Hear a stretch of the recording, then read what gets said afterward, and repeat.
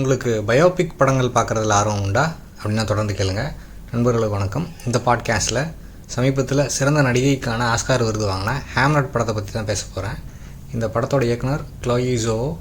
இந்த படம் ஒரு நாவலை பேஸ் பண்ணி எடுத்திருக்காங்க. நாவல் எழுத்தாளரான மேகியே இயக்குனரோட சேர்ந்து திரைக்கதை எழுதியிருக்காங்க. இந்த திரைப்படம் ஷேக்ஸ்பியர் வாழ்க்கையில் நடந்த உண்மை சம்பவங்களை மையமாக வச்சு எடுக்கப்பட்டிருக்கு. இந்த படம் நடக்கக்கூடிய காலம் அப்படின்றது 16ஆம் நூற்றாண்டோட கடைசி, கிட்டத்தட்ட 1585களில் ஆரம்பித்து அப்படி நம்ம இந்த கதையை அந்த காலகட்டத்தில் நடக்கக்கூடிய கதை அப்படின்னு சொல்லி யூகிக்கலாம். ஷேக்ஸ்பியர் ஒரு ஒன்றுக்கும் உதவாத நபராக அவங்க அப்பாவால் நினைக்கப்படுறார். ஏன் அப்படின்னா அவங்க அப்பா செஞ்சுட்டு இருந்த தொழிலில் அவருக்கு எந்த திறமையும் இல்லை, அதில் அவருக்கு ஆர்வமும் இல்லை. அவர் ஒரு அறிஞராக தான் முயற்சி பண்ணுறார். அவர் எல்லாமே நன்றாக அந்த காலத்திலே லத்தீன் கிரேக்கம்லாம் எழுத படிக்க தெரிஞ்சவர். பையங்களுக்கு அதை சொல்லித்தர்றாரு. என்ன சூழ்நிலையில் அந்த பையங்களுக்கு அதை சொல்லித்தராரு அப்படின்னா, இவங்க அப்பா அந்த குடும்பத்திட்ட கடன் வாங்கிட்டு திரும்ப கொடுக்க முடியாத சூழ்நிலையில் இவர் அந்த வீட்டுக்கு பாடம் சொல்லி கொடுக்க போகிறாரு. அந்த வீட்டில் தான் அவரோட எதிர்கால மனைவியான ஆனி ஹாத்தவே. இப்போ படத்தில் அவங்கள ஆக்னஸ் தான் சொல்கிறாங்க. அந்த காலத்தில் ஒவ்வொருத்தருக்கும் பெயர்களை 2 விதமாக எழுதியிருக்காங்க. இப்போ அந்த ஹேம்லெட் தான் ஹேம்லெட்டாகவும் எழுதப்பட்டிருக்கு. ஸோ இந்த பேர் தான் பின்னாடி ஹேம்லெட் நாடகமாக ஹேம்லெட்னு சொல்லி ஒரு நாடகத்துக்கு பேர் வைக்கிறாரு. இங்கே ஹேம்லெட் யார் அப்படின்னா, ஷேக்ஸ்பியருக்கும் ஆனி ஹாத்தவேக்கும் பிறந்த இரட்டை குழந்தைகளில் பையன்.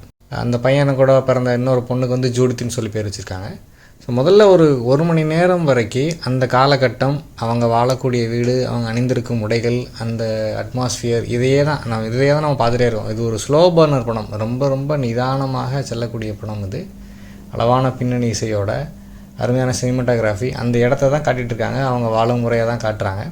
நமக்கு இதை பார்க்கும்போது அதிகமாக தோன்றது என்ன அப்படின்னா, இந்த செட்டை எப்படி போட்டாங்க, உண்மையிலே வீடு அப்படி தான் இருந்துச்சா, இந்த மாதிரி தான் உடைகள் அணிஞ்சாங்களா. கிட்டத்தட்ட அந்த முதல் 1 மணி நேரம் கதாநாயகி அவங்க எல்லாருமே வரக்கூடிய பெரும்பாலான கதாபாத்திரங்கள் அந்த ஒரே போன்ற உடையை தான் அணிஞ்சிருக்காங்க. காட்சி வேறு உடைகள் கிடையாது, ஆல்மோஸ்ட் அதே உடை தான். இப்போ கதாநாயகியை பற்றி ஒரு லெஜண்ட் என்ன அப்படின்னா, அவங்க ஒரு விட்சுக்கு பிறந்தவங்க அப்படின்றது. அப்போ இவங்களோட திருமணத்துக்கு 2 குடும்பத்துலேயும் எதிர்ப்பு இல்லை, அவ்வளோ ஈஸியாக சம்மதம் கிடைக்கல. அதை மீறி தான் அவங்க கல்யாணம் பண்ணிக்கிறாங்க.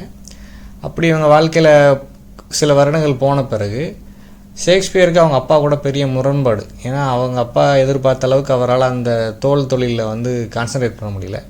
அப்போ ஒரு மனைவிக்கிட்டேயும் மனைவியோட அண்ணங்கிட்டேயும் சொல்லிவிட்டு எங்கே கிளம்பிடுறாரு அப்படின்னா, லண்டனுக்கு போகிறேன்னு சொல்லி வந்துடுறாரு. நான் அங்கே போய் என்னோடய வாழ்க்கையை அமைச்சிக்க போகிறேன்னு சொல்லிட்டு வந்துடுறாரு.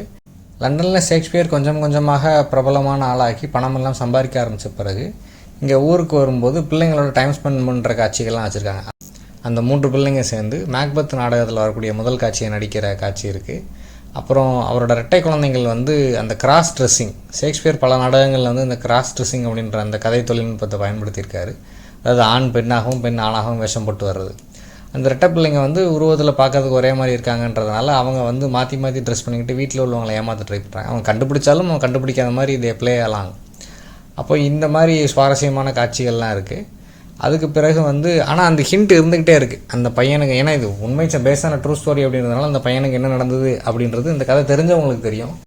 ஷேக்ஸ்பியர் பையன் கூட பேசும்போது பையனுக்கு பின்னாடி வருங்காலத்தில் ஒரு நாடக நடிகர் ஆகணும்னு ஆசை இருக்குது அப்படின்னு சொல்லி சொல்கிறான். அவன் இந்த பொய்யான வால் சண்டையெல்லாம் போட்டு 2 பேரும் விளையாடுறாங்க. அவர் கடைசியாக பையனை விட்டுட்டு லண்டன் போகும்போது, குடும்பத்துக்காக நீ தைரியமான ஆளாக இருக்கணும், குடும்பத்தை நீ தான் பார்த்துக்கணும் அப்படின்ற மாதிரிலாம் சொல்லிட்டு போகிறாரு.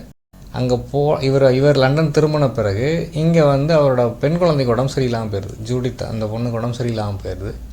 இப்போ இந்த பையன் என்ன நினச்சிட்டே இருக்கான் அப்படின்னா, அப்பா நம்மளை குடும்பத்தை பார்த்துக்கிட்டோன்னு சொன்னாங்க, இப்போ இப்படி தன்னோட சகோதரிக்கு உடம்பு சரியில்லாமல் போயிடுச்சுன்ற வருத்தத்துலேயே அவன் இருக்கான்.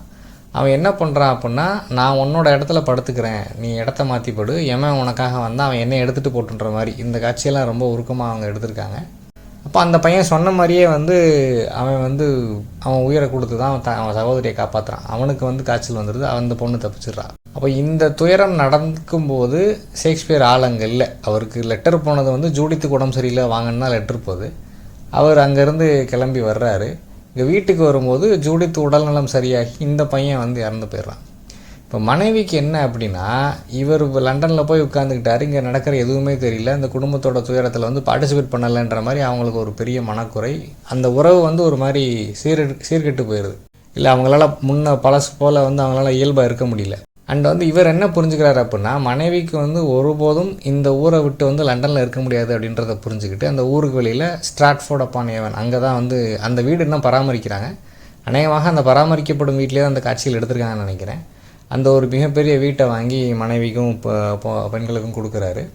இவர் லண்டன்லேயே தான் இருக்கார். பட் இவருக்கும் இவர் அதை எக்ஸ்ப்ரெஸ் பண்ணலையே தவிர்த்து அந்த துயரத்தை அவரால் தாங்க முடியல, தாண்டி வர முடியல.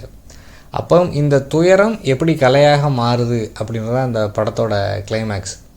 என்ன ஆச்சுன்னா, இது கிட்டத்தட்ட 400 வருஷத்துக்கு முன்னாடி நடந்த காலம். ஒருத்தர் இறந்து போயிட்டா அவங்க என்ன ஆகுறாங்க? அவங்க வேற ஒரு உலகத்துக்கு போகிறாங்களா? அவங்களோட ஆத்மா சாந்தி அடைஞ்சிருச்சா? அவங்க இங்கே தான் இருக்காங்களா?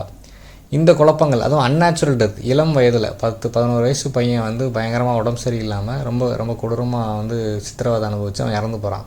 அப்போ இந்த துயரம் அவர் ஒரு நாடகமாக எழுதும்போது, ஹேம்லெட்டாக எழுதும்போது அதை எப்படி அதை ஃப்ளஷ் அவுட் பண்ணுறாரு. அந்த கதாபாத்திரத்தை 2ஆக டிவைட் பண்ணி அப்பாவாகவும் மகனாகவும் அதை உருவகித்து அதை ஒரு நாடகமாக எழுதுகிறாரு. மனைவி இதை பார்க்க அங்கே வர்றாங்க. இப்போ இந்த காட்சியை பார்க்கும்போது எனக்கு சென்டிமெண்டல் வேல்யூன்ற படம் தான் ஞாபகம் வந்துச்சு. அதையும் நான் பாட்காஸ்ட்டாக பண்ணியிருக்கேன். அந்த படத்தில் என்ன அப்படின்னா, அந்த நடிகைக்கு அப்பா தங்களோட துயரத்தை தெரியாமல் அவர் விட்டுட்டு போயிட்டாருன்ற மாதிரி. அப்புறம் நீங்கள் அந்த பாட்காஸ்ட்டை கேளுங்க. கிட்டத்தட்ட இந்த காட்சிகள் எல்லாம் அந்த படத்தை ஞாபகப்படுத்தக்கூடிய காட்சிகள். இது என்ன சொல்கிறாங்க அப்படின்னா, இந்த நூற்றாண்டில் கலையோட ஹீலிங் பவர் பற்றி பேசுகிறாங்க. ஆர்ட் எப்படி ஒரு மனிதரை குணப்படுத்தும். ஒரு கலை அனுபவம், ஒரு நல்ல நாவலோ இல்லை ஒரு நல்ல சினிமா அனுபவமோ இல்லை ஒரு நல்ல நாடகத்தை பார்ப்பதோ இல்லை நாடகத்தில் நடிப்பதோ ஒருத்தருக்கு எப்படி கத்தார்டிக் அனுபவத்தை அளிக்கும். அவருக்கு இருக்கக்கூடிய துயரத்திலிருந்து, வருத்தத்திலிருந்து, துக்கத்திலிருந்து அவர் எப்படி காப்பாற்றும் அப்படின்லாம் பேசுகிறாங்க.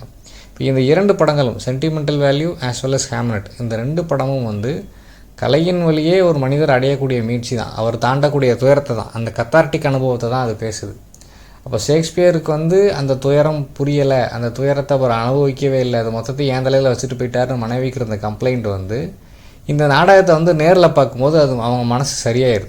ஏன்னா அந்த நாடகத்தின் வழியாக அவர் நீ என்ன அனுபவிச்சியோ அதை நான் அனுபவிச்சிட்டேன், அதை எனக்கு தெரியும், எனக்கு தெரியல நீ நினைக்காதுன்னு சொல்லி.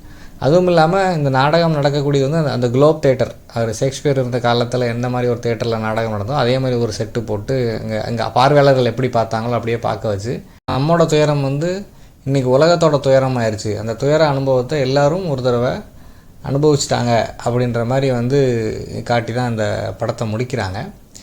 இது மிக மிக நிதானமான படம். இந்த முன்கதை தெரியாதவங்களுக்கு, ஷேக்ஸ்பியரோட வாழ்க்கை இல்லை அவரோட எழுத்துக்கள் பற்றி தெரியாதவங்களுக்கு இது மிக மிக போரிங்காக இருக்கலாம். ஏன்னா இதில் ஃபாஸ்ட்டான ஒரு சினிமாட்டோகிராஃபிக் ஜிம்மிக்ஸோ ஃபாஸ்ட் எடிட்டிங்கோ பரபரப்பான ஆக்ஷன் காட்சிகளோ எதுவுமே இல்லை. இது கிட்டத்தட்ட மேடை நாடகம் போலவே தான் இருக்குது. அண்ட் இந்த கேரக்டர்கள் இன்டென்ஸாக ஃபீல் பண்ணக்கூடிய சூழ்நிலைகள்லாம் பதிவு பண்ணியிருக்காங்க. அந்த கதறி அழக்கூடிய காட்சிகள்லாம் இருக்குது. அது நீங்கள் அசுரன் படம் பார்த்துருந்தீங்கன்னா அதில் வரக்கூடிய ஒரு காட்சி போல் இந்த படத்தில் 2-3 இடத்துல அந்த மாதிரி காட்சிகள் இருக்குது. உங்களுக்கு ஆர்டிஸ்டிக்கான ஒரு படம் பார்க்கணும், கலை ரீதியான ஒரு படம் பார்க்கணும், கலையோட பாசிபிலிட்டி, சினிமாவோட பாசிபிலிட்டியை எப்படியெல்லாம் பயன்படுத்தியிருக்காங்கன்னு பார்க்கணும் அப்படின்னா நீங்கள் இந்த படத்தை ஒரு தடவை பாருங்கள். இவ்வளோ நேரம் பொறுமையாக கேட்டதுக்கு நன்றி. வணக்கம்.